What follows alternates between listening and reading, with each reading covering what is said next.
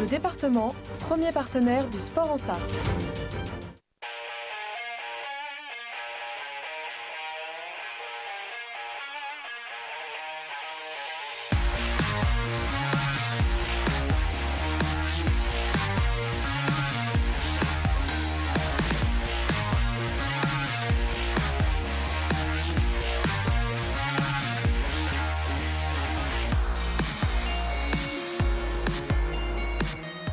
Bonsoir à toutes et à tous, ravi de vous retrouver sur les antennes d'LMTV Sarthe pour votre nouvelle émission de sport 72 Sport. Regardez le programme.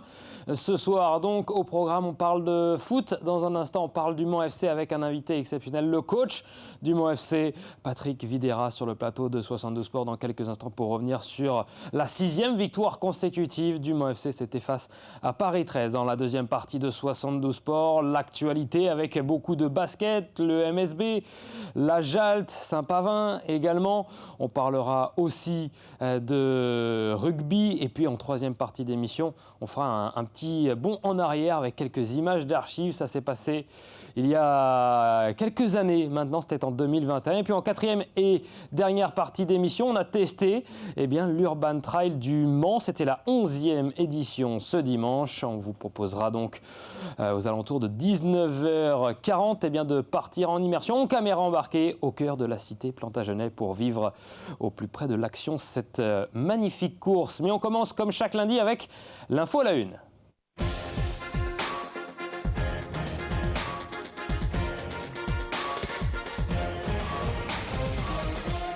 La une de 72 Sport, Le Mans gagne encore. Bonsoir coach. Bonsoir Patrick Videra. J'imagine que c'est un titre qui vous convient. Ça fait plaisir en tant que coach d'avoir ce genre de titre. Oui, je suis d'accord avec vous, ça fait plaisir. Après, vous savez qu'il n'y a rien n'est acquis et la remise en question permanente est importante. Le Mans gagne encore puisque vous avez enchaîné donc un 6e succès consécutif en championnat avec cette 26e journée de nationale que je vous propose de regarder. Revenons sur cette rencontre donc, le Mans 2e qui accueille le Paris 13 Atlético 16e et avant-dernier. Ça commence bien pour vous puisque vous parvenez à jouer en supériorité numérique suite à l'expulsion de Lassana Diaco. S'ensuit l'ouverture du score de Gabin Bernardo, son 3e but en championnat cette saison. Derrière, les occasions s'enchaînent avec Alexandre Loret ici, 1-0 à la pause au retour des vestiaires. L'occasion ici pour Damgay qui voit sa frappe s'envoler. La tête ici, toujours pour Damgay qui va s'écraser sur la barre transversale. La tête de Zaïd Amir qui passe juste au-dessus de la barre transversale. Beaucoup d'occasions. Et une victoire donc au bout, 1-0. Une victoire certes sur la plus petite des marges, mais globalement maîtrisée par vos joueurs. Oui, le match a été maîtrisé. Après, je pense qu'on fait une entame un peu sur un faux rythme. Ce qui a été intéressant, c'est qu'on arrive à avoir aussi cette expulsion par rapport à une récupération et on a mis de la verticalité. On avait pu voir ça à la vidéo. Après, c'est vrai que l'idéal aurait de se mettre à l'abri. On n'a pas su se mettre à l'abri, mais c'est vrai, cette équipe, elle a simplement une frappe dans la totalité du match. Mais voilà, c'est une bonne victoire. On dit souvent que les victoires 1-0 sont les meilleures, même si je leur ai dit à la fin du match qu'on aurait aimé moins souffrir. C'est vrai que vous parlez des victoires où vous n'encaissez pas. Je suis en train de regarder sur vos 6 dernières victoires. J'ai l'impression qu'il y a quand même 5 clean sheets. C'est pareil ? Tout à fait. Non, c'est bien. Il y a eu une période où, au début, on était assez solide. On marquait pas de but. Ensuite, on marquait beaucoup plus de buts, mais on en encaissait aussi énormément. Et puis, il fallait trouver le juste milieu. Aujourd'hui, c'est vrai qu'on a quand même une certaine solidité et on arrive à se procurer énormément d'occasions et aussi à en marquer. On revoit le but ensemble, le but de Gabin Bernardo, donc, avec une belle transversale renversement du jeu par Vouvoyer qui va transmettre à Bernardo, Alexandre Loret donc pour trouver Voula. On repart sur le côté avec Riblin qui va la donner parfaitement à celui qui était à l'initiative sur le côté, Gabin Bernardo, donc qui va inscrire son 3e but cette saison. Une action qui vous a plu dans cette phase offensive ? Oui, ce qui est intéressant, voilà, c'est sur la finalité de l'action. On se retrouve à avoir 6 joueurs dans la surface. c'est aussi des choses que je leur demande. Voilà, plus on aura de joueurs dans la surface et plus on aura la possibilité de marquer des buts. Donc là, c'est vrai que c'est une action intéressante où on avait voulu faire un fixé renversé, aller à l'opposé pour pouvoir trouver le déséquilibre dans le bloc adverse, mais à l'opposé. Donc c'est une bonne chose. Le 3e but donc cette saison en championnat pour Gabin Bernardo, du haut de ses 19 ans. On lui a tendu le micro évidemment en zone mixte juste après la rencontre et cette victoire donc avec ce but décisif pour lui. C'est sûr que pour une première saison dans ce groupe-là, je suis quand même satisfait. Après, je sais que je peux faire beaucoup mieux dans tous les domaines et j'ai encore beaucoup à améliorer dans tout ce que je fais. Donc ça fait plaisir de faire une saison comme ça, mais je peux faire mieux, je pense. Ouais, il sait qu'il a encore des choses à perfectionner. Gabin Bernardo, 3 buts, 6 passes décisives. Vous lui avez donné sa chance cette année, il l'a saisi ? Oui, tout à fait. Et puis c'est un garçon du cru, un garçon de chez nous qui travaille très bien. Donc il a mérite sa chance. Après, il fait le nécessaire pour pouvoir garder sa place. Mais il a tout à fait raison et c'est un garçon qui est très intelligent, une forme de lucidité. Il a énormément de progrès à faire, mais ça reste encourageant. Vous avez vu sourire également en écoutant votre joueur. Il n'a que 19 ans, peut-être des petites choses à perfectionner, notamment devant les caméras. Il est forcément un petit peu timide. Gabin Bernardo, à 19 ans, on l'était tous. Ouais, en toute sincérité, je regardais sa belle moustache et c'est pour ça que je commençais à rigoler. Ouais. Et il est revenu également, on lui a posé cette question sur la relation qu'il y avait avec vous. On écoute la réponse de Gabin Bernardo. Il m'a permis de faire mes premières minutes, de jouer, etc. Donc ça montre qu'il a confiance en moi. Donc moi aussi, ça me donne confiance en moi. Et après, le coach, il a une bonne relation avec tous les joueurs. Il essaye d'avoir des bonnes relations humaines avec nous tous. Il nous parle chaque jour, etc. Donc non, franchement, le coach, il est impeccable. Et ouais, on a une très bonne relation avec lui. Vous êtes impeccable.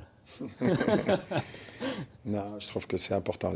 Ça fait partie aussi de mon projet de jeu. Voilà, pour moi, la relation humaine, elle est très importante. L'humain est très important. Après, il y a toujours des hauts et des bas. Mais je trouve que voilà, c'est des garçons extraordinaires qui ont un état d'esprit incroyable. Et aujourd'hui, voilà, il faut leur dire un grand bravo par rapport à ça. Mais je prends énormément de plaisir à pouvoir les coacher tous les jours. Je sais que je suis très difficile, je suis très exigeant. C'est pas évident quand vous avez quelqu'un qui est tout le temps derrière vous, mais aujourd'hui, je suis très fier et je le dis ouvertement, voilà, de pouvoir les coacher tous les jours et de pouvoir vivre une aventure avec ces garçons. Il y a cette phrase un petit peu bateau qu'on dit souvent dans le foot, mais le groupe vit bien, on a vraiment cette sensation. Nous, journalistes, vus de l'extérieur, on sent aussi que vous n'êtes pas étrangers à cette bonne ambiance au sein du groupe, de cette équipe. En témoigne notamment le restaurant, je crois, que vous allez faire prochainement avec certains de vos défenseurs centraux. Ce soir, parce qu'ils ont remporté un challenge que vous aviez fixé. Exactement, je leur avais dit, parce que ça faisait aussi partie... c'est là où on doit progresser aussi sur les coups de pied arrêtés, où on a souvent et on doit avoir des défenseurs centraux capables de pouvoir marquer. Parce que notre volonté, c'est de pouvoir amener le danger de partout. Donc je leur avais dit, le jour où il y avait un def centraux qui allait marquer, je leur offrirais un restaurant. Et on a rajouté Alex Loré qui était le passeur. Donc voilà. Là, ça va, ils ont choisi, c'est eux qui choisissaient le restaurant. C'est eux qui choisissent. Je ne sais pas où on va, mais ils ont choisi. Ils vous ont pas encore dit. Non. Ça va être la surprise. Voilà, l'addition aussi, ça va être la petite surprise à la fin de la soirée. C'est pas grave. C'est votre 6e victoire de suite, donc, face à cette équipe de Paris 13 Atlético. 12e match également sans défaite en championnat. Une longue période d'invincibilité qui démontre aussi toute la solidité défensive que vous avez. Oui. C'est une bonne chose, mais aujourd'hui, bien sûr que Nico, les défenseurs sont importants, ou nos pistons, mais je pense que c'est plus un bloc équipe. Je pense que c'est un collectif, voilà, qui fait énormément d'efforts à la paire, dans le contre-pressing, dans le repli du bloc. Donc ils ont compris certaines choses, c'est très bien. Et puis aujourd'hui, quand on veut vouloir gagner des matchs, il faut tout de même avoir une certaine solidité défensive. Donc ils le font très bien, mais je le répète, il faut continuer. Ces 6 victoires, c'est très bien, font partie du passé. Et aujourd'hui, il faut pouvoir regarder vers l'avant et le prochain match. Le coach de Châteauroux, qu'on connaît bien ici au Mans, puisqu'il a officié également sous les couleurs sont meilleures, c'est Chris, qui, lors de la conférence de presse après la rencontre face au Mans FC il y a quelques semaines, nous a indiqué que vous sembliez avoir progressé encore à la suite du match face au PSG. Est-ce que cette rencontre a changé quelque chose dans votre saison? Depuis ce 8e de finale face au Paris Saint-Germain, il y a cet enchaînement de ces victoires. Oui, souvent on m'en parle. Après, je le dis ouvertement, je pense qu'il y a eu un réel déclic et où les garçons ont compris certaines choses et il y a eu des prémices qui ont été très importantes à Nîmes, où on a démontré beaucoup de solidité, d'entraide, de connexion offensive. Alors on avait fait certes simplement un 0-0, mais pour moi ça a commencé là. Alors c'est une réalité et je l'avais dit ouvertement aux garçons. Le match du Paris Saint-Germain devait être un tremplin pour nous et nous permettre c'était pas une finalité, nous permettre de continuer à avancer. Donc c'est vrai, depuis le Paris Saint-Germain, on a gagné 6 matchs de suite, mais sincèrement, voilà, vous avez dit tout à l'heure, aujourd'hui, on n'a pas perdu depuis, je crois, le 22 novembre. Donc ça fait un peu plus de 4 mois. Voilà. Donc c'était bien avant le Paris Saint-Germain. On va regarder le classement après cette 26e journée de championnat. Vous êtes à la 2e place du classement, à 1 point de Nancy qui n'a pas joué donc, ce week-end, dans le même point que Boulogne, donc à égalité avec le 3e. Orléans est à 6 points, donc 4e Orléans à 6 points du Mans. Vous êtes dans le rythme d'un bon candidat à la montée ? Après, vous savez, je le dis ouvertement, comme je l'ai dit aux joueurs, il ne faut pas qu'on soit omnibulé par ce classement. Plus on va gagner des matchs, automatiquement, on regardera le haut du tableau, mais on n'a pas le temps de rêver. Voilà, c'est ce que je leur dis. Aujourd'hui, il faut laisser rêver les supporters, le public. C'est très bien pour eux, mais nous, aujourd'hui, il ne faut pas qu'on soit omnibulé, je le répète, par ce classement. Il faut qu'on continue à vouloir imposer des choses à nos adversaires, de vouloir... Il ne faut pas que le classement prenne que ce soit beaucoup trop grand, l'enjeu soit beaucoup trop grand par rapport au match qui arrive. Voilà, je veux qu'on reste focus vraiment sur... c'est pas... on le dit souvent et les gens pensent que c'est une phrase bateau, mais aujourd'hui, il faut qu'on joue match après match et qu'on soit focus sur le prochain. Après, on fera les comptes à la fin. Et le prochain match, c'est face à Nancy. Là aussi, c'est une phrase bateau, ce que je vais dire, mais tous les matchs sont importants, on le sait. Néanmoins, est-ce que le vainqueur de ce duel, qui oppose donc les 2 premiers du championnat, Nancy-Le Mans, est-ce que le vainqueur de ce duel ne sortira pas avec un ascendant psychologique pour la fin de saison ? Sincèrement, je vous pose cette question. Derrière, il restera 7 matchs. 7 matchs, 21 points. Peu importe le résultat de Nancy. Bien sûr qu'on va vouloir aller à Nancy pour le gagner, c'est une réalité. Parce qu'on est des compétiteurs, mais derrière, il reste énormément de championnats, donc rien ne sera joué, peu importe le résultat de Nancy, je pense qu'il reste encore énormément de championnats derrière.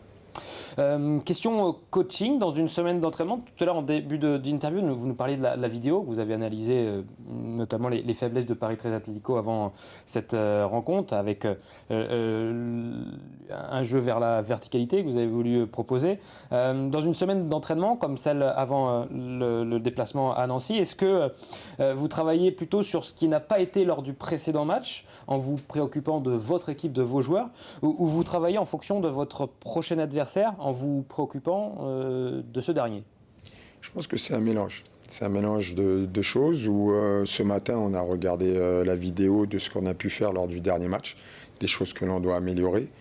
Et ensuite, cet après-midi, on a commencé à regarder voilà, par rapport à cette équipe, qu'est-ce qu'on est capable de faire, où est-ce qu'on est capable de les mettre en difficulté. Donc c'est un ensemble de choses. Mais voilà, le but, c'est de continuer à avancer, de continuer à progresser. Vous dire qu'aujourd'hui, on ne calcule pas l'adversaire, c'est vous mentir. Mais c'est une réalité. Aujourd'hui, on reste focus et aussi qu'est-ce qu'on est capable de faire et c'est important. Quel est votre système de jeu de prédilection et pourquoi le 3-5-2 ? Il n'était pas, c'était pas, et je ne suis pas arrivé avec ce système. Je me suis adapté aussi par rapport aux joueurs que j'avais. C'était pas prévu aujourd'hui, même si on l'a commencé et on l'a changé très rapidement parce que je crois que à la 3e journée, on joue à 3 au milieu, mais c'était pas prévu au début. Donc après, par rapport peut-être au petit gabarit que l'on a au milieu de terrain, il a fallu s'adapter. On était peut-être plus parti sur un milieu à 2, mais au niveau athlétique, on a vu qu'on était en énorme difficulté. Donc on avait beaucoup plus de liens avec un milieu à 3, mais je vous le répète et je vous l'ai dit lors de la dernière fois quand je suis venu là, aujourd'hui les systèmes, on peut en débattre. Mais c'est surtout voilà, les animations qu'on va mettre à l'intérieur, les déplacements, notre jeu de position. C'est ça ce qui va être important et l'intelligence de mes joueurs, c'est ce que je demande le plus.